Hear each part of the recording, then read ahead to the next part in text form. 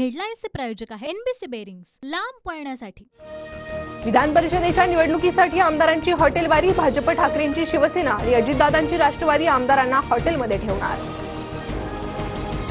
विधान परिषद निवडणुकीच्या पार्श्वभूमीवर शिंदे आमदारांना वांद्र्यातील हॉटेलमध्ये ठेवणार। 60 रूम बुक, भावना गवळी आणि कृपाल तुमाणेंसाठी जोरदार फिल्डिंग। चंद्रशेखर बावनकुळे कामठी मतदारसंघातून विधानसभा लढण्याची शक्यता। बावनकुळे सध्या विधान परिषदेचे आमदार। लोकसभा पराभवानंतर यामिनी जाधवांची विधानसभेची दावेदारी धोक्यात आल्याची चर्चा।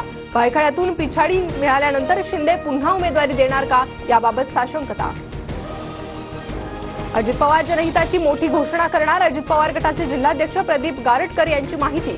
14 जुलैच्या रॅलीत अजित पवार नेमकी कुठली घोषणा करणार, याकडे लक्ष। सिडको भूखंड वाटपाच्या मुद्द्यावर गणेश नाईक उदय सामंतांवर नाराज। उदय सामंत वेळेत आले नाहीत, 2.5 तास वाट बघत बसावी लागल्यानं नाईक नाराज।